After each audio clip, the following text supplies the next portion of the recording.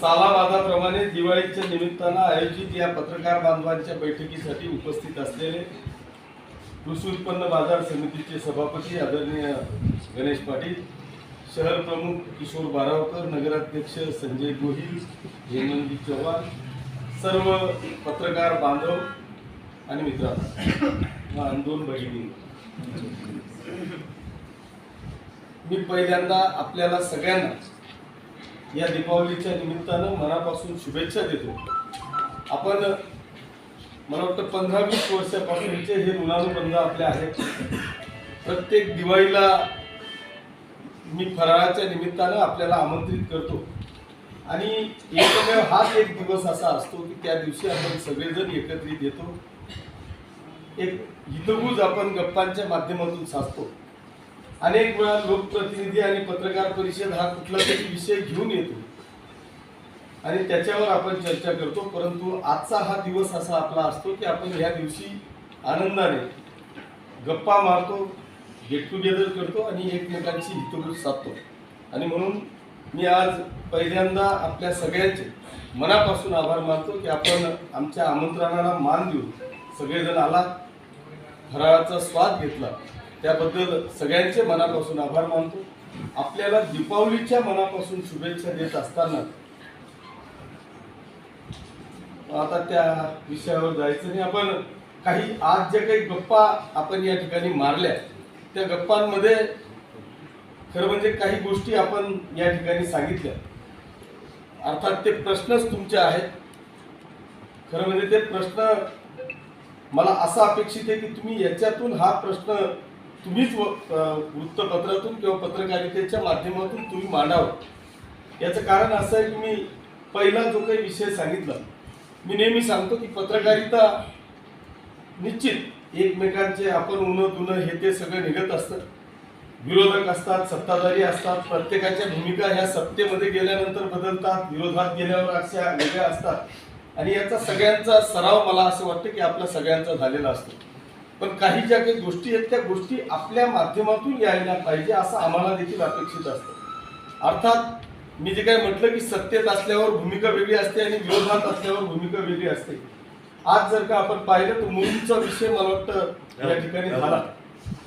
नगरपालिकेला सांगायची आवश्यकता नसते, नगरपालिकेचे हे सगळे बांधकाम विभागाचा असेल, मुलुंडचा असेल, हे वार्षिक टेंडर असते की काही छोटे मोठे जे कामं आहेत ते छोटे मोठ्या कामांना मध्ये नगरसेवकाचं किंवा आमदाराची सुद्धा गरज पडणार नाही अशी सुविधा मला वाटतं राज्य सरकारकडून प्रत्येक विभागामध्ये ह्या झालेल्या असतात। पण त्याच्यामध्ये येणारे जे अडथळे आहेत ते अत्यंत भयानक असतात आणि म्हणून मी आपल्याला हा एक संदेश म्हणण्यापेक्षा ही एक बातमीच देतो की एका बाजूला जर आपण वाळूचं धोरण पाहिलं, म्हणजे संपूर्ण राज्याचं वाळूचं धोरण जर का आपण पाहिलं तर त्या वाळूच्या धोरणामध्ये आजपर्यंत एकही वाळूचा कण तुम्ही उचलू शकत नाही अशी परिस्थिती संपूर्ण महाराष्ट्रामध्ये आहे। आता महाराष्ट्रात 288 आमदार आहेत, खासदार आहेत, विधान परिषदेचे आमदार आहेत, जिल्हा परिषद सदस्य आहे, नगरपालिकेचे नगरसेवक आहेत। या प्रत्येकाचं बांधकाम करायचं असेल तर त्याला वाळूशिवाय पर्याय नाही। एका बाजूला कामही चालू आहे आणि शासनाकडून आम्ही वाळूही विकत घेऊ शकत नाही, हे तुमच्या डोळ्यात देखत आहे। मग हे कामं होता कशी आहे? मग ही वाळू चोरी तुम्ही बंद करण्याच्या बातम्या देणार आहेत की नाही?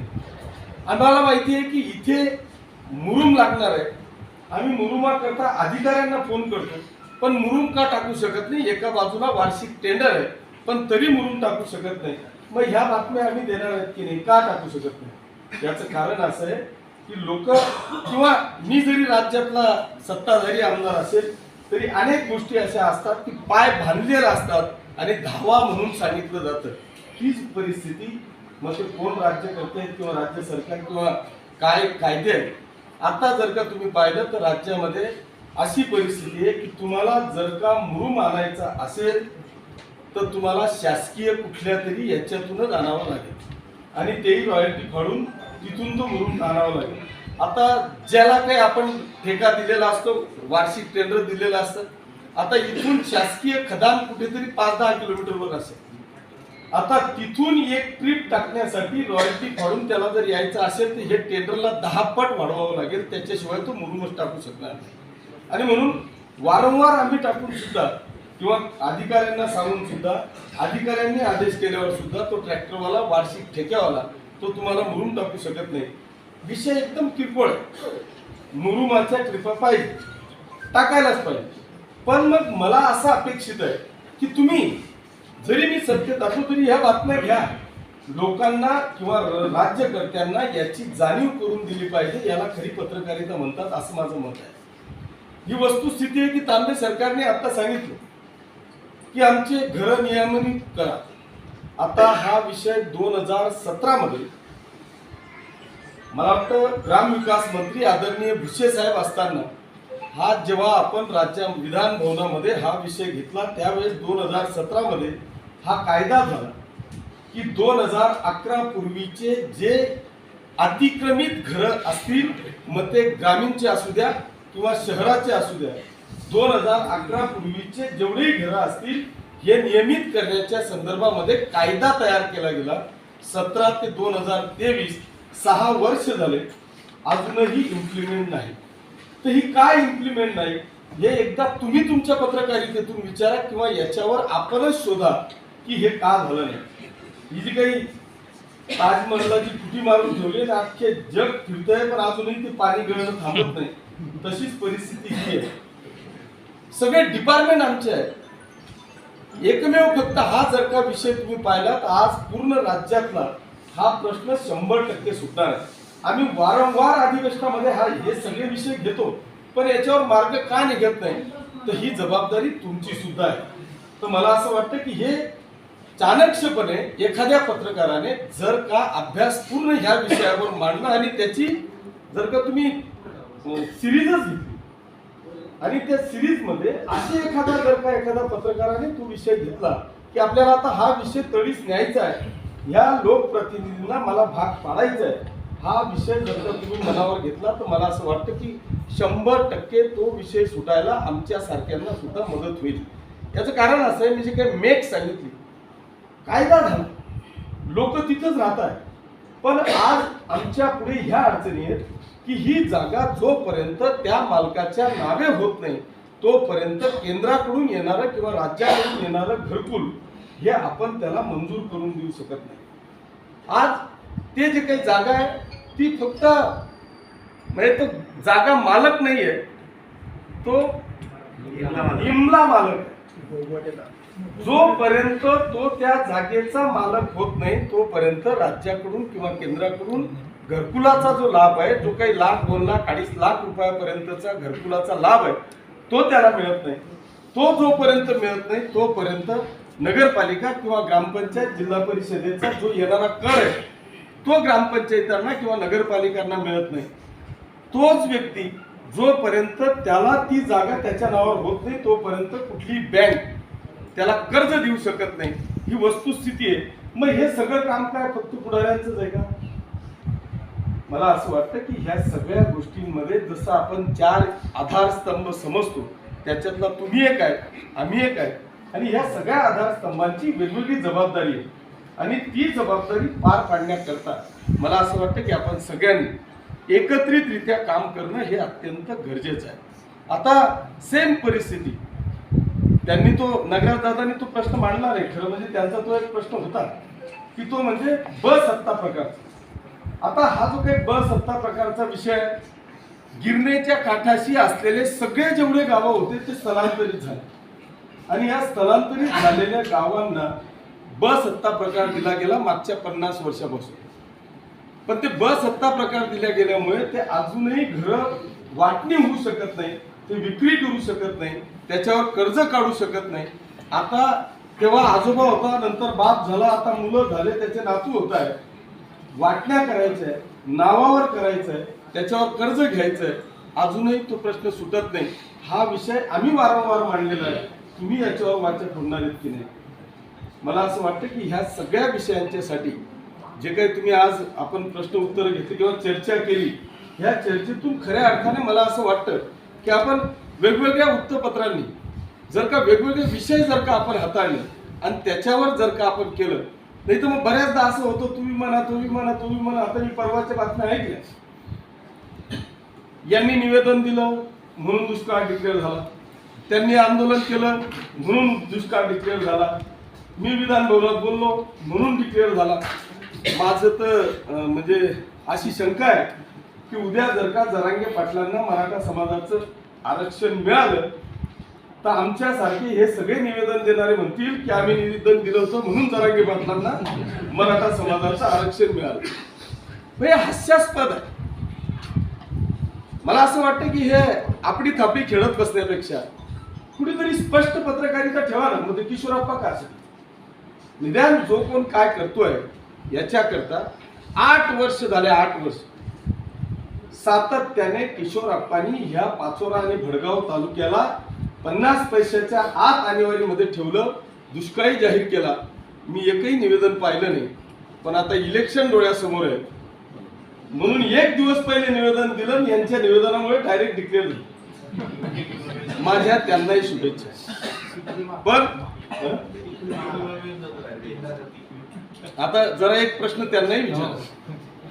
खरं म्हणजे मी आजपर्यंत माझ्याकडे जर का पीक विम्याच्या संदर्भात कुठलाही आमचा शेतकरी बांधव आला असेल ना तर त्याला मी आजपर्यंत असंच उत्तर दिलंय की बाबा पीक विम्याशी माझा काही संबंध नाही. पहिल्यांदा त्या पीक विम्याचं नावच आहे पंतप्रधान पीक विमा योजना. आता आमचा शेतकरी तो बिचारा त्याला अनाडी आहे, त्याला खूप काही कळतं असं नाहीये, परंतु त्याचा साधा प्रश्न असतो की आम्हाला पीक विमा मिळायला पाहिजे. आता माझा त्यांना नेहमी असं हे म्हणणं असतं की निश्चित पीक विमा मिळायलाच पाहिजे. पण आज अशी परिस्थिती आहे की आमचाही इन्शुरन्स असतो. माझा ऍक्सिडेंट झाला, मी मेलो तर मला पीक विम्याचा बेनिफिट मिळतो ना. कमी भरला म्हणजे दुसऱ्याच दिवशी ड्युटी साहेबला माहिती आहे. आता मी 10 वर्ष झाले पॉलिसी काढली होती, 10-12 लाख रुपये भरले, 5 लाख रुपये वापस दिले, तरी ते असं सांगताय की मी पीक विमा घेतो, मी इन्शुरन्स घेतो. 10-12 लाख रुपये भरले असते, 5 लाख रुपये 4.5 लाख रुपये दिले, त्याचं मी इतकं कौतुक चालू आहे. आता सेम परिस्थिती पीक विम्याची की जर पीक विमा आम्ही काढला. आता ह्या पीक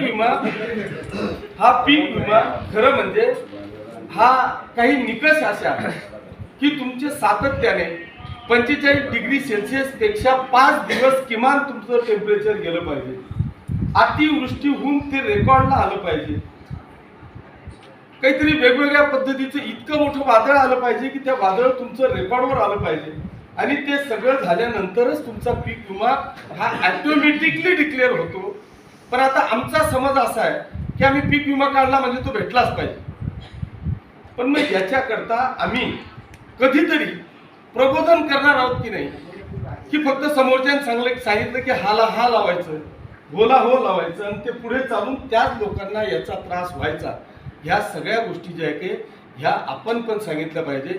मला असं वाटतं की आता 8 दिवसापूर्वी ज्या एकाने पत्रकार परिषद घेतली होती आणि त्याच्यात सांगितलं होतं की मी अमुकला निवेदन दिलं आणि पाचोरा भडगाव तालुक्यातल्या लोकांना 6 कोटी रुपयाचा पीक विमा मंजूर झाला.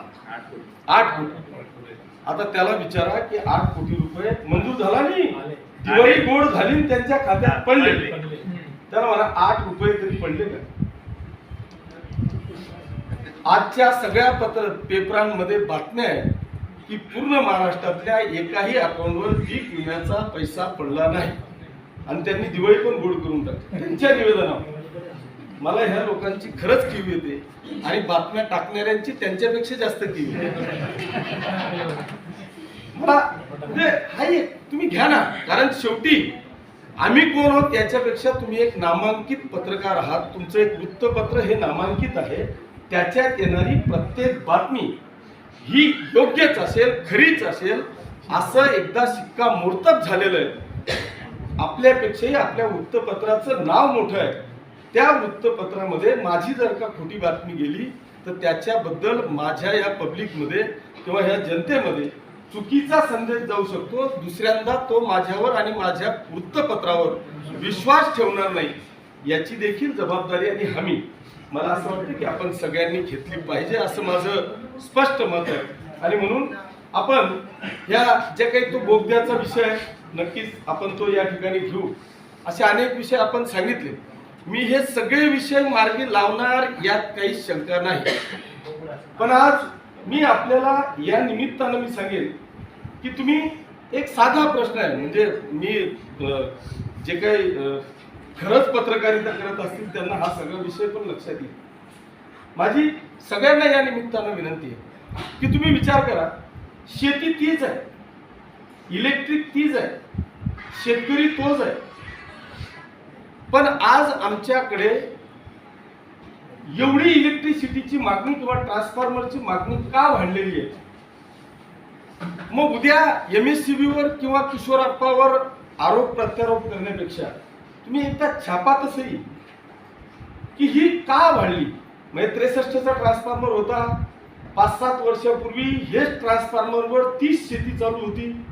आता अजूनही 30 शेती आहे, उलट शेती कमी झाली कारण काही शेती येणे झाल्या, तिथं घरं आले. पण तरी सुद्धा ट्रान्सफॉर्मरची डिमांड का होते याचा एकदा तरी आपण विचार केला का होतोय एवढा डिमांड आपल्याला का होते?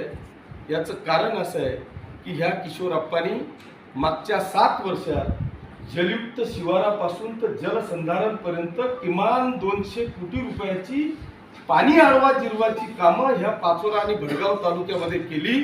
तुमची भूजल पातळी वाढली. ज्या विहिरीला कधी पाण्याचा थेंब तिने पाहिलेला नव्हता तिचा आता तळही दिसत नाही. ज्या विहिरीवर 5ची मोटर चालत होती तिथं आता 10ची मोटर टाकली तरी पाणी आटत नाही. जोनी कधी कपाशी पण काढू शकत नव्हता तो आता मोसंबीच्या आणि केळीच्या बागा घ्यायला लावलाय. एवढी भूजल पातळी वाढली की आज आमचा प्रत्येक कोरडवाहू शेती करणारा शेतकरी हा 100% बागायतदार झालाय.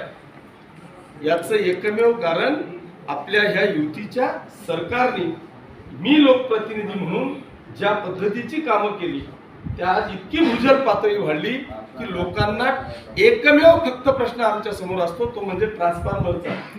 त्या ट्रान्सफॉर्मरला MSCBच्या माध्यमातून आपण सगळे 33 सबस्टेशन 132 kVचे सबस्टेशन ह्यामुळे सगळं वाढून सुद्धा आज मी पूर्णपणे वीज देऊ शकत नाही. याचं एकमेव कारण आमच्या जमिनीची भूजल पातळी वाढली आणि म्हणून आज हा सगळा विषय या ठिकाणी आपल्या डोळ्यासमोर येतोय. आणि म्हणून बांधवांनो, ह्या सगळ्या गोष्टी करत असताना नक्कीच पत्रकार हा विषय अत्यंत महत्वाचाच आहे, पण पॉझिटिव्हनेस कसा आपल्याला तिथपर्यंत पोहोचवता येईल. आज माझ्या समोर एकमेव प्रश्न आहे तो म्हणजे शेत रस्त्यांचा. आता माझ्याकडे ग्रामीण भागातलं आमच्या गावाचा रस्ता खराब आहे असं एकही जण कोणी येत नाही. आता मला फक्त शेत रस्ता द्या. याचं कारण सगळे रस्त्यांची जाळी आपण विणलं, सगळीकडे रस्ते 1001% 100% कंप्लीट केले. आता प्रश्न फक्त माझ्याकडे शेत रस्त्यांचा आहे. मग माझी आपल्याकडून अशी अपेक्षा आहे की तुम्ही असं का प्रबोधन करू शकत नाही की आज माझ्याकडे मी आपल्याला सांगतो आबा 1 वर्ष झालं 100 किलोमीटर रस्ते मंजूर होऊन वर्कऑर्डर तयार आहे. शेत रस्त्यांचे, शेतपानंद रस्त्यांचे 100 किलोमीटरचे अजून एकही रस्ता मी चालू करू शकलो नाही. का करू शकलो नाही याच्यावर तुमची ही जबाबदारी. मी याच्यासाठी हे विषय घेतोय की आज 100 किलोमीटर रस्ते गरजेचे आहे. सगळेजण शेत रस्ते मागताय, पण मग आम्ही अशी एखादी प्रबोधनकर बातमी दिली का की हा शेत रस्ता करण्यासाठी नॉर्म्स असे की किमान 20 फूट रस्ता आम्हाला दिला गेला पाहिजे. आता जर का कायद्याने पाहायला गेलं तर जो नकाशावर रस्ता आहे तो कायद्याने 20 फूट आहेच आहे, कायद्याने. पण शेतकऱ्यांची मानसिकता आता अशी झाली, आम्ही शेतकऱ्यांचे पुत्र, आम्ही जेव्हा शेतामध्ये जायचो तेव्हा पोळ्याच्या दिवशी बैलगाडी घेऊन बांध एवढाले राहायचे की आम्ही गवत कापून बैलांना गुराढोरांना 4 दिवस पोळ्याचा सण म्हणून त्यांच्या खांद्यालाही तेल लावायचो आणि त्यांना ते इतकं नरम बांधावरचं गवत खाऊ घालायचो. आज बांध सोडा, रस्ताही शिल्लक ठेवला नाही. म्हणजे तुम्हाला रस्ताही पाहिजे आणि नियमाच्या आत नको. आम्ही शेतात पिकवण्यापेक्षा बांधावर कसं घुसता येईल हा जो काय आमचा प्रयत्न आहे त्या प्रयत्नावर आम्ही प्रबोधन करणार आहोत की नाही, ह्या बातम्या आमच्या जाणार आहेत की नाही, लोकांना हे सांगू शकणार आहेत की नाही. अर्थात कायदेशीर आपण आजही तो रस्ता घेऊ शकतो, पण मग आता ह्याच मस्त्या करायच्या का? आजही तुम्ही जर का पाहिलं तर तहसीलदार, प्रांत आणि SDM आणि JNFC कोर्टापर्यंत साहेब यांचे आयुष्य चाललं गेलं. रस्ता मागत मागत आणि रस्ता नाकारत आयुष्य गेलं, लाखो रुपये गेले, तरी तो वाद अजून संपुष्टात आलेला नाही.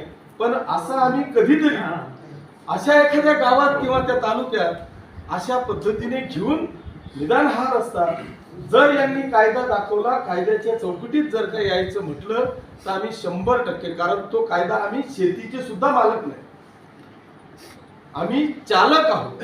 आम्ही आजही राज्य सरकारला, या राज्यातला प्रत्येक शेतकरी हा शेत सारा देतोय, आपण भाडं देतोय, आम्ही मालक नाही आहोत. मग असं असताना आम्ही साधा रस्ताही घेऊ शकत नाही का? तर घेऊ शकतो. पण ह्या गोष्टी आपण सगळ्याच गोष्टी कायद्याने करणार आहोत का? आम्ही स्वतःची मानसिकता कधी तयार करणार आहोत? ह्या सगळ्या अशा एक ना अनेक गोष्टी बांधवांनो या ठिकाणी. तुम्ही आता गिरण्याचा विषय पाहिला असेल, पुलाचा, कोणीतरी मला सांगितलं. आता गिरण्याच्या पुलाचा एकदा तरी अशी तुम्ही बातमी द्या ना. जर तुम्ही इंग्रजांच्या काळापासून जर तुम्ही पाहिला असेल तर या पाचोरा आणि भडगाव तालुक्याच्या गिरणा नदीवर एक फक्त त्या भडगावचा गिरणावरचा पूल आणि त्या पांथाचा पूल, ऋषी पंथाचा पूल जर का सोडला तर ह्या गिरणा नदीवर तुम्हाला कुठेही पूल दिसणार नाही. आज आपण ह्या 5 वर्षामध्ये पुढे नावरे केला, पांढरत निंगोरा केला, भडगाव वाघ केला, भडगाव पेठ ते भडगाव आझाद चौक केला, दोघं भातखंडे मंजूर केला, मायशी ते उतराण मंजूर केला. आत्ताच्या बजेटमध्ये हा जो काही जुना गिरणा पूल आहे तोही डबघाईस आलेला आहे, त्यालाही आता नूतनीकरणामध्ये घेतोय. आणि आता शेवटचा फक्त माझा राहिलाय दोघं बांबरूड. एवढं जर का झालं तर गिरणेवरचे स्वातंत्र्यानंतरचा जो एक पूल होता तो आपल्या तालुक्यातला, आज 7 पूल आपण त्या ठिकाणी टाकले.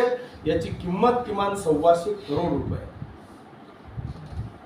पॉझिटिव्ह आपण काहीतरी घेणार आहोत की नाही? ह्या सगळ्या, मला असं वाटतं की आपण ह्या सगळ्या गोष्टींमध्ये, नाही तर बस ते सगळ्यांनी निवेदन दिलं मंजूर झालं, चांगली गोष्ट आहे. म्हणजे आम्ही हे सगळं करून मी तुम्हाला सांगतो, मी भूमिपूजनाला माझे लोक सांगतात, आता मी एवढ्या मोठ्या पाणी पुरवठ्याच्या योजना आपण मंजूर केल्या, माझा प्रत्येक कार्यकर्ता मला सांगायचा आपण एवढं सगळं करतोय आणि श्रेय लोक घेत आहेत. अनेक जण तिथे सांगतात ना, काही लोकांनी सांगितलं की मी त्याच्यावर पाठपुरावा केला आणि हामुक गावाची पाईपलाईन मी मंजूर करू द्या, चांगलं केलं. अर्थात तो कार्यकर्ता बिचारा मला तळमळीने सांगतोय की तू ये, त्याच्यावर श्रेय. आता तुम्हाला इथला प्रत्येक कामाचा साक्षीदार किंवा अध्यक्ष हा आमदार असतो. किशोरप्पा म्हणून मी म्हणणार नाही, पण एखादा आमदार त्या तालुक्याच्या किंवा त्या मतदारसंघाच्या होणाऱ्या कार्यक्रमाचा 100% त्या कामाचा तो अध्यक्ष असतो. त्याच्या अध्यक्षतेशिवाय, त्याच्या पाठपुराव्याशिवाय त्या तालुक्याचा, त्या मतदारसंघाचा, मग तो कुठल्याही पक्षाचा, त्याच्या पाठपुराव्याशिवाय ते काम येऊच शकत नाही. वस्तुस्थिती आहे. असे अनेक विषय बांधवांनो आहेत. मला असं वाटतं की आपण आज दिवाळीचा सण आहे, आपण जास्त खोलावर जर गेलो तर अजून अर्धा एक तास. हा, क्रीडा संकुलाचा विषय राहून गेला. आता क्रीडा संकुलाचा इतक्या वर्षापासूनचा प्रलंबित असलेला विषय होता. मला वाटतं देवकर आप्पा पालकमंत्री असताना, सतीश अण्णासाहेब त्या तालुक्याचे आमदार असताना, म्हणजे तेव्हा तो इकडे पण जॉईन नव्हता, पारवळा भडगाव असताना ते क्रीडा संकुल मंजूर होते. आणि त्या क्रीडा संकुलचा त्या दिवसापासून प्रलंबित विषय होता. मध्ये मी 1 करोड रुपये मंजूर केले, पण थकीत बिलातच ते गेले होते, कारण तिथं चुकीचे विषय चालू होते. तुम्हीच लक्षात आणून तिथं आपल्या पत्रकार बांधवांना आपण त्याच्यावर काहीतरी 5-50 लाख रुपये मंजूर केले होते. परंतु आता आपण 4.5 करोड रुपये मंजूर करून त्याचा 100% प्रश्न हा मार्गी लावलेला आहे. त्याचं काम म्हणजे टेंडर वगैरे या प्रोसेस मध्ये ते कदाचित असेल. असे एक ना अनेक विषय बांधवांना, मी फक्त आता जो काय बवळाचा विषय आता तो भडगाव तालुक्यातल्याच बांधवांना मी सांगतो की आज जर का तुम्ही पाहिलं तर 11 जून 2019चा जो काय वादळ होत, आता काही टेक्निकल गोष्टी होत्या आणि त्या टेक्निकल गोष्टीमुळे 2023 उगवलं. आता परिस्थिती इतकी भयानक होती की मी त्या बोरनार गावाला गेलो आणि त्या बोरनारला आता एखादा शेतकरी बिचारा खरंच आपल्या पिकाला आपल्या पोटाच्या मुलासारखं बाळासारखं जपतो. आणि जेव्हा अशी काही भयानक परिस्थिती येते त्यावेळेस मी माझ्या याच्याने पाहिलेलं, माझ्या डोळ्यांनी पाहिलं, दोघं नवरा बायको ते केळीचं पीक उद्ध्वस्त झालेलं असताना अक्षरशः चक्कर येऊन खाली पडले त्या बिचाऱ्याला, मला वाटतं अटॅक आला. आणि मी ते चित्र पाहिल्यानंतर मी विधानसभेत ह्या विषयाला आवाज उठवला, पण माझा नाईलाज होता की घटना किंवा ती जी काही जी आर आहे, जून मध्ये असं कुठलंही वादळ येत नाही, असं कुठलंही नुकसान होत नाही किंवा असं कुठलंही पीक नसतं असं त्या तुमच्या जी आर मध्ये आहे. मी त्याला मदत व पुनर्वसन विभागाकडे फिरत फिरत फिरत 2023 पर्यंत आलो. पण आज सुदैवाने मी आपले मदत व पुनर्वसन मंत्री आदरणीय अनिल दादांचे मनापासून आभार मानेन. मी त्यांना विनंती केली की ही वस्तुस्थिती आहे, इथे 10-20 वर्षाचे निंबाचे बाबळाचे झाडं कोसळले, इलेक्ट्रिकचे पोल गेले, या केळीच्या बागा गेल्या. मग या काय आम्ही हाताने पाहिल्या? तर याचा सर्वे आदरणीय गिरीश भाऊ त्यावेळेस पालकमंत्री होते, ते येऊन गेले, कलेक्टर येऊन गेले, आम्ही स्वतः तिथं 10 चक्रा मारल्या. ही वस्तुस्थिती असताना तुमच्या जी आर मुळे जर का आमच्या शेतकऱ्याला बेनिफिट मिळत नसेल तर हा जी आर तुम्ही बदलला पाहिजे. मी लढत आलो, पण मी अनिल दादांचे मनापासून आभार मानेल की त्यांनी ह्या गोष्टीला विशेष बाब म्हणून मला मंजुरी दिली आणि 23 मध्ये का होईना ते आपल्याला यश प्राप्त झालं. आज त्या ठिकाणी एक चांगलं काम झालं. सेम परिस्थिती आमच्या कल्याणीची होती, सेम. अशा परिस्थितीमध्ये त्या बापाची, आई वडिलांची जी काय परिस्थिती आपण पाहिली, त्या समाजाची पाहिली, पूर्ण तालुक्याची जिल्ह्याची आपण परिस्थिती पाहिली. पण आज मी माननीय मुख्यमंत्री महोदयांचे आभार मानेन की त्यांनी शासन आपल्या दारीच्या कार्यक्रमामध्ये शब्द दिला आणि 5 लाख रुपयाचा धनादेश मी दिवाळीच्या आधी त्या कुटुंबाला देऊ शकलो. एक आत्मिक समाधान. त्याच्यामुळे ह्या ज्या काही अनेक गोष्टी आहेत, मला म्हणजे सांगण्यासारख्या, जर विकासावरच बोलायचं म्हटलं तर मी तासन तास, कारण विकास एवढा केलेला आहे की मला ह्या सगळ्या गोष्टींमध्ये आपण पुढे जाणार आहोत. पण मला आता थोडस आपण तेच फक्त पाणी, वीज, गटार, लाईट याच्या पलीकडेही आपल्याला, मला असं वाटतं की आपल्याला जायचंय. मी ह्या दिवाळीचं सोडा, जर खरंच तुमची तयारी असेल आणि खरंच आपल्याला समाजाला न्याय द्यायचा असेल, एक आधारस्तंभ म्हणून द्यायचा असेल, तर माझी आपल्याला विनंती आहे की एक दर महिन्याला आपल्याला सगळे राजकीय जोडे बाजूला ठेवून फक्त ह्या मतदारसंघाचा मी काहीतरी लागतो, मी याला काहीतरी देऊ शकतो, माझ्या लेखणीतून आमदाराचे, शासनाचे मी डोळे उघडू शकतो, अशी जर का आपली तयारी असेल तर मला असं वाटतं की आपण सगळ्यांनी दर महिन्याला करूया, एकदा या चर्चा करा. फक्त मतदारसंघावर चर्चा करायची, विरोधक कोणीच नाही. की आपल्याला हे चांगलं करायचं, हे काम करायचं, ह्या समाजाला, ह्या मतदारसंघाला आपल्याला सगळे मिळून न्याय द्यायचा आहे. ही भूमिका ज्यांची असेल ना त्यांनी बिनधास्त या, दर महिन्याला या. अरे मी तर म्हणतो ना, अशी डेअरिंग मालनी वाटत कोणी केली असेल, महाराष्ट्रात कोणी केली नसेल. मी 2014 मध्ये जेव्हा पहिल्यांदा आमदार झालो, 2019च्या आधी ही जी कैलासवासी तात्या साहेबांची शेवटची मीटिंग होती, मी आव्हान केलं होतं पूर्ण मतदारसंघाला, जवळपास 5000 लोक होते, सगळे पत्रकार तुम्ही साक्षीदार, आणि सगळ्यांना आव्हान होतं की तुम्हाला वाटेल ते विचार, प्रश्न तुमचे, उत्तर माझे. 5 तास निर्मल इंटरनॅशनल स्कूल मध्ये तो कार्यक्रम चालला. तात्यांनी माझी पाठ थोपटली की महाराष्ट्रात कदाचित हा पहिला कार्यक्रम आहे इलेक्शनच्या पहिले, असं कोणी आव्हान स्वीकारत नाही. आणि ते 5 तास चाललेल्या कार्यक्रमामध्ये 100% प्रश्नांना मी उत्तरं दिली. एकाही प्रश्नाला पूर्ण झालो नाही. याचं एकमेव कारण मी जमिनीवर, माझं ह्या मतदारसंघाशी नातं आहे, इथल्या प्रत्येक विषयाला मी हाताळतोय आणि म्हणूनच एवढी आपण डेअरिंग करू शकलो. नाही तर एखाद्याही प्रश्नाला जर का ट्रोल झालो तर तो मला किती खाली आणू शकतो याची कल्पना असताना सुद्धा आपण 100% त्याला न्याय देण्याचा प्रयत्न केला आणि आव्हान दिलं. आणि म्हणून माझी हेच आपल्याला म्हणणं आहे की आपल्याला जायचंय, एकदम महत्वाकांक्षी प्रकल्प आपण घेऊन जाऊ.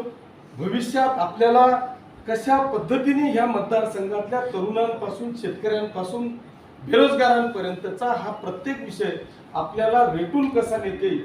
मी अनेकदा या विषयावर चर्चा करतो, परंतु मला माझी अजून तेवढी हिंमत पण नाही, त्या लेवलपर्यंत मी गेलेलो नाही. दुर्दैव आहे की नाही, जिल्ह्यात अशी बैठक होते ना, अशी चर्चा होते ना, उत्तर महाराष्ट्रात अशी कधी चर्चा होत नाही. हे आपलं सगळ्यांचं दुर्दैव आहे. आणि म्हणून आता मी तो नाद सोडून मी आणि माझा मतदारसंघ एवढाच आता माझ्या समोरचा अजेंडा आहे, त्याच्याशिवाय पर्याय नाही. कारण मी जर का नेता व्हायला लागलो, कारण एकदा फक्त सुरेश दादांनी नाही मनोहर जोशींनी तात्यांना शॅडो कृषी मंत्री डिक्लेअर केलं आणि दुसऱ्या टर्मला त्यांचा पराभव झाला. म्हणजे इतका विद्वान माणूस की ज्यांनी महाराष्ट्रात कृषीच्या संदर्भात नाव कमवलं, ख्याती केली, आणि त्यांना उद्याचा कृषी मंत्री डिक्लेअर केल्याबरोबर ते इतके खेकडे लागले की तात्यांना खाली यावं लागलं. ही वस्तुस्थिती आहे. आणि म्हणून आपण बाकीच्या विषयांवर न जाता ज्या नाही तो जहान आहे, एकदा जिवंत राहून मग पुढे जय हिंद जय महाराष्ट्र. पण विषय तुमच्याकरता महत्वाचा आहे, तो पण विषय तुमच्याकरता महत्वाचा आहे. मी पाचोऱ्याचं पत्रकार भवन याच्यासाठी करू शकलो की पाचोरा नगरपालिका हद्दीतली 1-1 इंच जागा ही नगरपालिकेच्या मालकीची आहे. तुम्हाला पत्रकारांना विषय देतो मी, हा एक जी काही मी तुम्हाला सांगितली की तुम्ही सिरीज लावा एक जण. आता तुम्हाला 10-12 वर्ष भडगाव नगर परिषद व्हायला झाली, पण अजूनही 10-15 वर्षात आजच्या तारखेत 1 इंच ही जागा भडगाव नगरपालिकेच्या मालकीची नाही. म्हणून मी कॉम्प्लेक्स बांधू शकत नाही, म्हणून मी तुम्हाला नगरपालिकेची बिल्डिंग बांधू शकत नाही, मी आठवडे बाजाराला जागा देऊ शकत नाही. आता ह्या विषयावर तुम्ही जर का मला धारेवर धरलं, आमदार काय करतोय, प्रशासन काय करतोय, कलेक्टर काय करतोय, 15 वर्ष नगरपंचायतीला झाले, पण अजूनही काही जागा जिल्हा परिषदेच्या मालकीची आहे, बांधकाम विभागाच्या मालकीची आहे, महसूलच्या मालकीची आहे. मला माहिती आहे की आज तिथं छत्रपती शिवाजी महाराजांचं स्मारक किंवा पुतळा उभारायचा आहे, पण माझ्याजवळ जागा नाही. तर हे जे काही विषय आहेत अशोक दादा, हा अत्यंत महत्वाचे विषय. मी जे काही म्हटलं, मी भाषण नाही केलं, मी तुम्हाला जागृत केलंय की तुम्ही माझ्या विरुद्ध मला जरा धारेवर मी काय करतोय. आमदार इतके वर्ष झाले, नगरपंचायत झाली, सत्ता तुमची आहे, नगरपालिका तुमची आहे, त्याच्यामुळे हे जे काही अनेक विषय आहेत ना, याच्यावर आपली सामूहिक जबाबदारी आहे. या सगळ्या सामूहिक जबाबदारीला आपल्यालाच जावं लागेल. आता तो सेम तो घरकुलांचा विषय काय, मला त्या घराच्या जागेचा तोच विषय. चला रजिस्टर फक्त एक दिवस जर का मुख्यमंत्री महोदयांनी किंवा महसूल मंत्र्यांनी किंवा नगर मुख्यमंत्र्यांनी जर का जाहीर केलं, आता ते का राहिलंय तो विषय मला वाटतं भरगटला. म्हणजे तो जो घरकुलांचा तांबे सरकारचा जो विषय होता तो भरगटला. आता तो 17 पासून तो कायदा तयार आहे. प्रॉब्लेम काय आहे, मी मेघ पर्यंत आलो होतो, मध्येच मला वाटतं सटकलो होतो. ती मेघ मग ती काय आहे की तुम्हाला मोजणीचा पैसा भरायचा आहे. जोपर्यंत मोजणी करून तुमच्या 4 बॉर्डर पॅक होत नाही, म्हणजे डिक्लेअर होत नाही, तोपर्यंत तुमच्याकडून जो 10% लोक घ्यायचा हिस्सा, ते बी SC ST सोडून फक्त जनरलला, त्याच्या रेडी रेकनरच्या 10% आपल्याला केव्हा भरायचे, जेव्हा तुमच्या बॉर्डर फिक्स होऊन सांगतील की हा तुमचा प्लॉट 500 स्क्वेअर फूटचा आहे, तुमचा 1000 स्क्वेअर फूटचा आहे. ती बॉर्डर एकदा फिक्स झाली की मग त्याच्यावाले रेडी रेकनर प्रमाणे रेट आले, त्या रेटच्या 10% अमाऊंट त्यांनी भरली आणि त्याच्यानंतर तो होईल. आता हा जो फक्त काय राहिलंय, मोजणीचा पैसा कोणी द्यायचा. आता मोजणीचा पैसा नगरपालिकेने द्यायचा, DPDCने द्यायचा, नगर विकासने द्यायचा, महसूलने द्यायचा का बांधकाम विभागाने द्यायचा, कोणीही दिला तर तो पैसा कुठे जाणार आहे, रजिस्टर ऑफिस. रजिस्टर ऑफिस कोणाचं आहे, तुमचं माझं आहे का, तेही सरकारचं. मग एकदा जर का डिक्लेअर केलं की महाराष्ट्र सरकारने रजिस्टर ऑफिसने किंवा लँड ऍक्विजिशन, लँड काय PLR भूमी अभिलेखनी जर का महाराष्ट्रातल्या या सगळ्या अतिक्रमण धारकांच्या जागा मोजून जर का क्लिअर करून दिल्या, तर दुसऱ्या मिनिटाला त्या जागा त्यांच्या नावाने होतील. म्हणून जे काय म्हटलं होतं ना, पाय बांधून ठेवले, निर्णय सगळे होतात पण त्या निर्णयाची अंमलबजावणी होत नाही, ही वस्तुस्थिती आहे. असे अनेक विषय आहेत. म्हणून थोडस थांबा, आता डिसेंबर मध्ये आपण हा सगळा विषय घेऊ. चला पुन्हा एकदा सगळ्यांना मला